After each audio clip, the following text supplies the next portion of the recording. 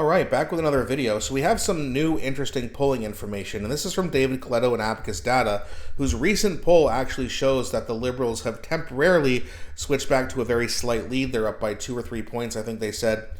The poll before that had Pierre up by 2 points, so it's very close, very back and forth, although maybe 2 weeks in between polls is a little bit too short to do polls. I'm not sure how you get, a 5-point switch in just 2 weeks, but either way, this is what they're showing, and Abacus Data did a pretty good job with predicting and polling this last election. They do seem to be one of the more credible ones.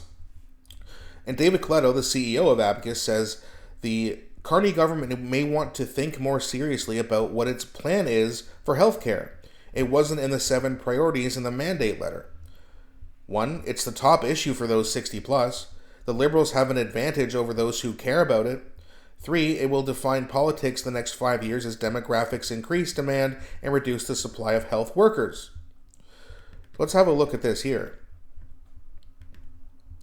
And the first thing you're going to notice is Donald Trump and his administration, which was first before the election campaign in terms of priorities, has now dropped to third, with healthcare increasingly climbing up the ranks. Housing affordability and accessibility. I don't understand how that's only 30%. But again, it's climbing. Immigration is climbing. Crime and public safety is now tied with climate. And we all know Canadians, liberal Canadians, just love their climate hypocrisy and their climate fear-mongering. Even that's losing ground. And that's good news for pierrepoilievre. But the cost of living and the economy are now the 2 biggest issues. And swing voters are still going to give time to Mark Carney, but not that much more, considering he's done nothing but taken an extended vacation all summer. And best party to take on among those who rated issue in their top 3. So the Conservatives are ahead pretty big in the rising cost of living. It's basically tied in terms of housing and accessibility. Crime and public safety, the Conservatives are way ahead, over 40 points. The economy, Conservatives are ahead. Liberals are ahead in the threat of Russia and China, okay. But again, that's not even a top 5 issue or a top 10 issue. Threat by China and Russia, 5% of the priority. So again, that's not going to move the needle for them. Chinese election interference, although again, that's not in the top 15, or in the top 10, I should say, but the Conservatives are big. And then Donald Trump and his administration, which again is an issue that's fading. Liberals are way ahead on it, but again, they removed the retaliatory tariffs, so I don't see that number holding up.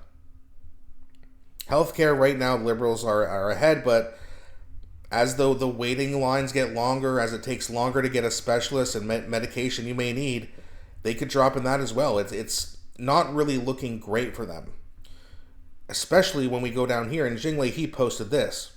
Rarely do you ever see a Conservative leader win over the youth, but pierrepoilievre has managed to do that and is currently leading the polls amongst 18 to 29-year-olds at 38 to 31%.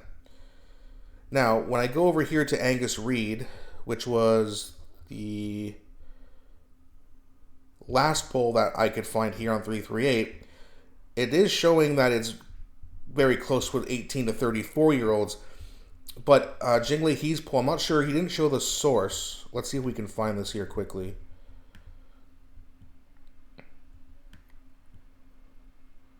Means nothing if you don't post. Okay, here we go. Okay, so the Real Albanian Pat posts something here. Liberals lost their advantage over young voters they gained in the summer. So good job by Jinglei posting that source, and good job by the Real Albanian Pat as well. He does a good job. So we click on this.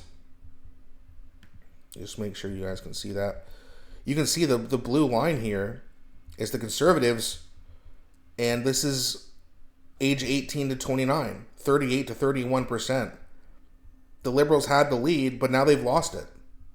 So it looks like the future is bright, and that the Canadian youth are deciding to wake up and realize that no, Canada did not have a Trudeau problem. We have a Liberal Party problem.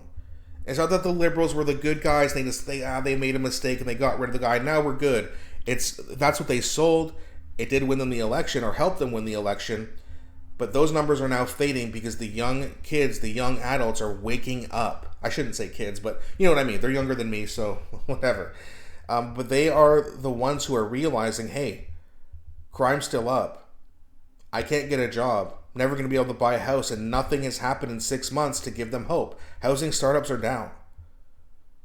And now the Sean Fraser, the who is our crime minister. Well, that's also Mark Carney's name if you think about it.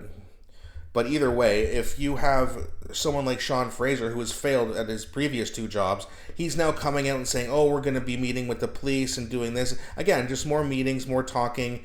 And like usual, all talk, no action, because that's what you get from a party who keeps failing, but then just keeps scaring people into voting for them.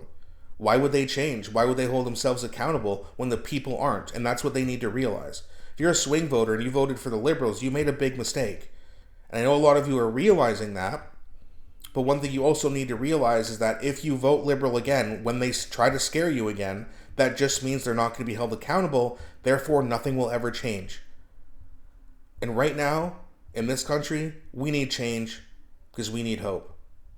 That's going to be it for this video, guys. Please don't forget to like and subscribe and leave your comments in the comment section. I really enjoy engaging with you guys, and I appreciate you guys for helping me out with that. Take care, and I'll be back shortly with a new one.